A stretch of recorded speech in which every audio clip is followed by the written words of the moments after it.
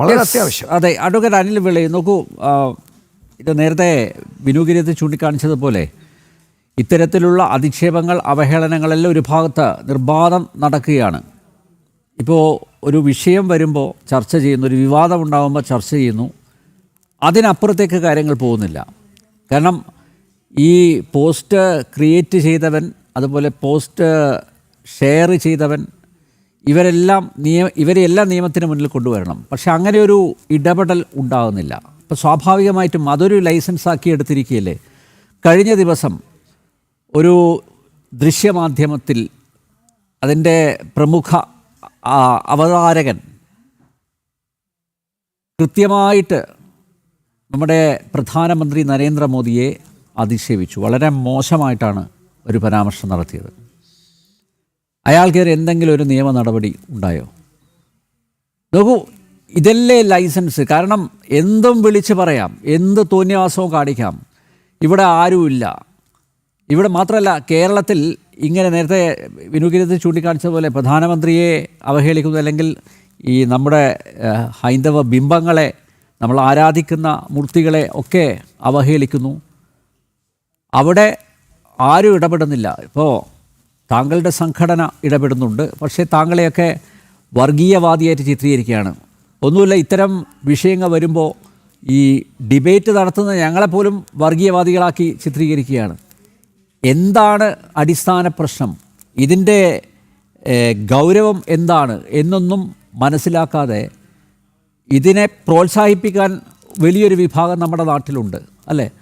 അപ്പോൾ ഇത് കൃത്യമായിട്ടും നിയമത്തിൻ്റെ മുന്നിൽ കൊണ്ടുവരാനുള്ള നടപടികൾ സ്വീകരിക്കേണ്ട ഹിന്ദു ഐക്യവേദി, അതുപോലെ വിശ്വ ഹിന്ദു പരിഷത്ത് സംഘടനകൾ ഇതിൻ്റെ പിന്നിലുണ്ട് എന്നാണ് ഞാൻ മനസ്സിലാക്കുന്നത്. പക്ഷേ എങ്കിലും ഇങ്ങനെ നെറിയേട് കാണിക്കുന്നവരെ നിയമത്തിൻ്റെ മുന്നിൽ കൊണ്ടുവരേണ്ടത് ഒരു അനിവാര്യതയായി മാറിയിരിക്കുകയല്ലേ? തീർച്ചയായിട്ടും. ഞാൻ പറഞ്ഞ കേൾക്കാമല്ലോ അല്ലേ? കേൾക്കാം. താങ്കൾ സൂചിപ്പിച്ചത് ശരിയാണ്. ഇപ്പോൾ എന്നെയൊക്കെ സംബന്ധിച്ചിടത്തോളം ഒരു ദിവസം പോലും ഇപ്പൊ സമയമില്ല. ഇത്തരത്തിൽ ദിവസവും ഉണ്ടാകുന്ന പ്രശ്നങ്ങൾക്കെതിരെ പ്രതികരിക്കുകയും സംഘടനാ തലത്തിൽ കേസുകൾ കൊടുപ്പിക്കുകയും സംഘടനാ തലത്തിലുള്ള പ്രതിഷേധ പരിപാടികൾ സംഘടിപ്പിക്കാനും വേണ്ടി മാത്രമായിട്ട് ഇപ്പൊ സമയം മാറ്റിവെക്കത്തക്ക രീതിയിലേക്ക് ഒരു ഗതികേടിലേക്ക് കേരളീയ സാഹചര്യം മാറി എന്നുള്ളതാണ് സത്യം.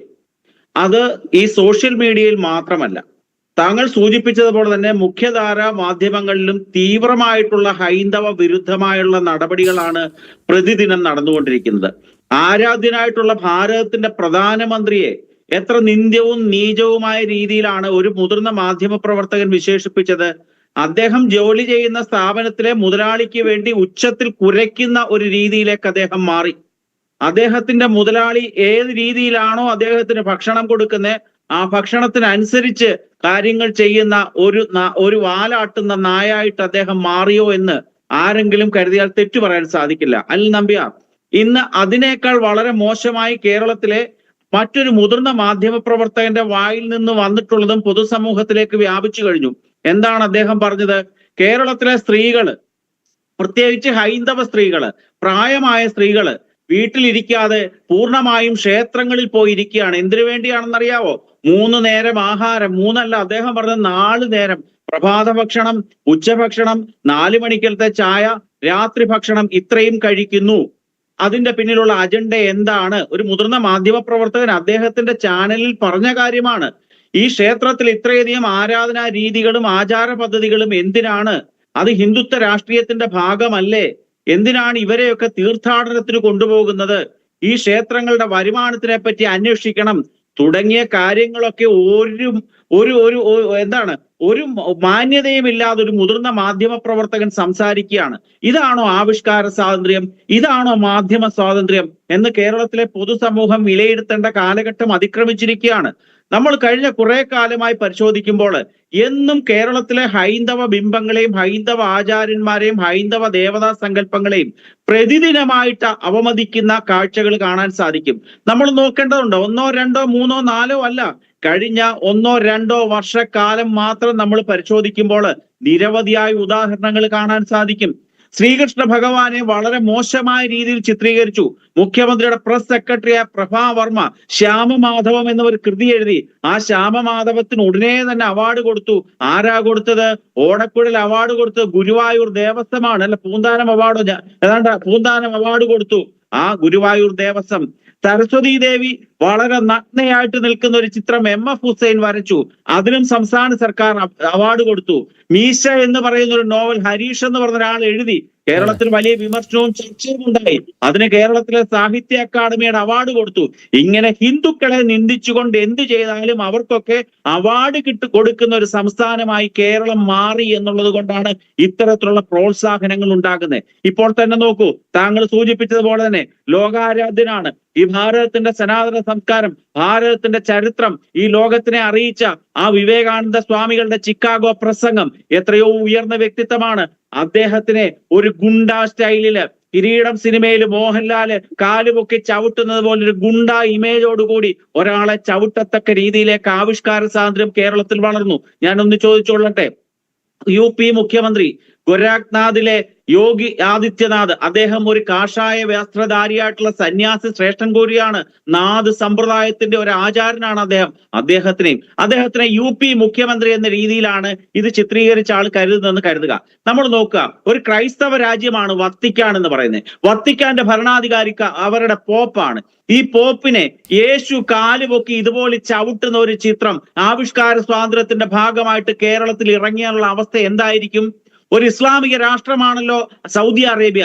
സൗദി അറേബ്യയിലെ ഭരണാധികാരിയായ രാജാവിനെ ഇതേപോലെ തന്നെ പ്രവാചകൻ ചവിട്ടുന്ന ഒരു ചിത്രം ആരെങ്കിലും ആവിഷ്കരിക്കുകയാണെങ്കിൽ അതിനെങ്ങനെയായിരിക്കും പ്രതികരണം ഉണ്ടാകുക? അന്നേരം കേരളത്തിലെ ഇത്തരത്തിലുള്ള ആവിഷ്കാര സ്വാതന്ത്ര്യം ഇരട്ടത്താപ്പാണ്, വൺ വേ ട്രാഫിക് ആണ്. പ്രതിദിനമായി ചില കോണുകളിൽ നിന്ന് വളരെ ആസൂത്രിതമായ രീതിയിൽ ഹിന്ദുത്വത്തിനെ അപമാനിക്കാനുള്ള കൃത്യമായ അജണ്ടയാണ്. നമ്മൾ നോക്കൂ, ഹിന്ദുക്കളായതുകൊണ്ട് പാവം പിടിച്ചവരാണ്. താങ്കൾ സൂചിപ്പിച്ചതുപോലെ ഞങ്ങളുടെ കൂട്ടുള്ള കുറച്ച് 100 ക്യാരറ്റ് വർഗീയവാദികൾ കിടന്ന് ചില ബഹളം വെക്കുന്നു, ചില പ്രതിഷേധങ്ങൾ നടത്തുന്നു. ഞങ്ങൾ ആരുടെയും കൈവെട്ടാൻ പറയുന്നില്ല, ആരുടെയും കാല് തല്ലി ഓടിക്കാനോ ഏതെങ്കിലും വേദികൾ തകർത്തെറിയാനോ ഞങ്ങൾ പറയാറേയില്ല. ഗാന്ധിയൻ മാർഗത്തിൽ കൂടി ചില സമരങ്ങളും ചില നിയമ നടപടികളുമായി പോകുന്ന പാവം ആൾക്കാരാണ് കേരളത്തിലെ ഹിന്ദുക്കൾ. പക്ഷേ ഇതര വിഭാഗങ്ങൾ അതല്ല, ഏതിനെയും ശക്തമായി എതിർക്കും. നമ്മൾ നോക്കൂ, കഴിഞ്ഞ കൊച്ചി ബിനാലയില് യേശുവിന്റെ അന്ത്യ അത്താഴം എന്നൊരു ചിത്രം അവിടെ വെച്ചപ്പോൾ അതിനകത്ത് അസ്വാഭാവികമായി എന്തോ ഉണ്ടെന്ന് ക്രൈസ്തവ സംഘടനകൾ പറഞ്ഞ ദിവസം തന്നെ ആ ചിത്രം എടുത്തു മാറ്റി. അതേ ദിവസം തന്നെ കേരള സംസ്ഥാന സർക്കാർ പുറത്തിറക്കിയ നവകേരളം ലോട്ടറിയുടെ ടിക്കറ്റില് ശിവലിംഗത്തിനെ എങ്ങനെയാണ് ചിത്രീകരിച്ചത് നമുക്കറിയാം. ഞങ്ങളുടെ കൂട്ടുള്ള ആൾക്കാരും താങ്കളുടെ ജനം ചാനലും ഒക്കെ കൃത്യമായി അതിൽ ഇടപെട്ടു. എന്തേ ആ ലോട്ടറി ടിക്കറ്റ് പിൻവലിച്ചില്ല? അതാണ് കേരളത്തിലെ മതേതരത്വം. ഒരു കാര്യം കൂടെ, ഒരു ചോദ്യ പേപ്പറിൽ നമ്മൾ എന്നും വീണ്ടും വീണ്ടും ചർവിത ചർവണം ചെയ്യുന്നതാണ്. ഒരു ചോദ്യ പേപ്പറിനകത്ത് മുഹമ്മദ് എന്ന് പേരിട്ടപ്പോൾ ആ ജോസഫ് മാഷിന്റെ അവസ്ഥ എന്താണ്? ഫ്രഞ്ച് മാസികയായ ഷാർലി എബ്ദോ എന്ന് പറയുന്ന കാർട്ടൂൺ മാസികയ്ക്കകത്ത് പ്രവാചകന്റെ ഒരു ചിത്രം വരച്ചതിന് ആ പത്രം ഓഫീസിലേക്ക് കടന്നു കയറി ഇസ്ലാമിക ടെററിസ്റ്റുകൾ എത്ര പേരെയാണ് കൊന്നൊടുക്കിയത്? ഇതൊക്കെയാണ് ഞങ്ങൾ പറയുന്നത്. കേരളത്തിൽ ആരും ഇത്തരത്തിലുള്ള പ്രതികരണം, ശാരീരികമായ പ്രതികരണം ആരും ചെയ്യത്തില്ല എന്ന് കൃത്യമായിട്ടറിയാം. ആരെങ്കിലും ഒക്കെ കിടന്ന് എന്തെങ്കിലും ചെലച്ചിട്ട് പോകും, അതിവർ വളം വെക്കുകയാണ്. ഈ പ്രതികരിക്കുന്നവർക്ക്, ഈ ഇത്തരത്തിൽ ആവിഷ്കാര സ്വാതന്ത്ര്യം കാണിക്കുന്നവർക്ക് കേരള സർക്കാർ പൊന്നാടയും കൊടുക്കും, കേരളശ്രീ ബഹുമതിയും കൊടുക്കും, കേരള ഭൂഷൺ ബഹുമതിയും കൊടുക്കും. അതാണ് ഇവരെ ഇത്തരത്തിൽ പ്രതികരിക്കാൻ സൂചിപ്പിക്കുന്നത്. നമ്മൾ വിഷു മന്തി വിഷയമൊക്കെ മാറ്റിവെച്ചോളൂ, കേരളത്തിലെ 100% ഹൈന്ദവ നിന്ദയ്ക്ക് സാഹചര്യം ഒരുക്കി കൊടുക്കുന്നത് ഇവരാണ്. ഈ ശ്രീനാരായണ ഗുരുദേവന്റെ കഴുത്തിൽ കയറിട്ട് കെട്ടിവലിച്ചു കൊണ്ടുപോയത് നമ്മൾ കണ്ടിട്ടുണ്ട്. യൂണീക്ക് അവാർഡ് നമ്മൾ കണ്ടിട്ടുണ്ട്. ഇവിടുത്തെ നവോത്ഥാനം അതിൽ കണ്ടിട്ടുണ്ട്. ഇതൊക്കെ ഇവിടുത്തെ സ്വരാജിന്റെ പ്രസംഗമുണ്ട്, അയ്യപ്പനെ കെട്ടിച്ച പ്രസംഗം നമ്മൾ കണ്ടിട്ടുണ്ട്. PK ശ്രീമതി ടീച്ചർ അമ്പലത്തിൽ സ്ത്രീകൾ കുളിച്ചിട്ട് പോകുന്ന മറ്റു ചില ആവശ്യങ്ങൾക്കാണെന്നുള്ള പ്രസംഗം നമ്മൾ കേട്ടിട്ടുണ്ട്. ഇതൊക്കെ വിശാലമായ മതേതരത്വ കേരളത്തിലെ 100% ആവിഷ്കാര സ്വാതന്ത്ര്യം. ഹിന്ദു എന്തെങ്കിലും ഒന്ന് പറഞ്ഞു പോയാൽ, ശശികല ടീച്ചറും ഞാനും ഒക്കെ എന്തെങ്കിലും ഒന്ന് പറഞ്ഞു പോയാൽ ഞങ്ങളൊക്കെ കൊടും വിഷങ്ങളുമായിട്ട് ചിത്രീകരിക്കുന്ന ഒരു സാമൂഹ്യ സാഹചര്യത്തിലേക്ക് കേരളം മാറി. അത് തിരിച്ചറിയണം. ഈ കാർട്ടൂണിൽ പറഞ്ഞതുപോലെ ഉത്കൃഷ്ടത, ജാഗ്രത. കേരളത്തിലെ ഹിന്ദുക്കൾ ഉറങ്ങാതെ എണീറ്റില്ലെങ്കിൽ ഈ ഉറങ്ങിക്കിടക്കുന്ന അതേ അവസ്ഥയിൽ തന്നെ അന്ത്യം കൂടി കേരളത്തിൽ കാണുന്ന വളരെ വലിയൊരു ഗതികേടിലേക്ക് കേരളത്തിലെ ഹിന്ദുത്വം മാറി. അത് തീർച്ചയാണ്. ഓക്കെ. യെസ്, ജലീൽ പുനലൂർ, താങ്കളിലേക്ക് വരാം ഇടവേളയ്ക്ക് ശേഷം.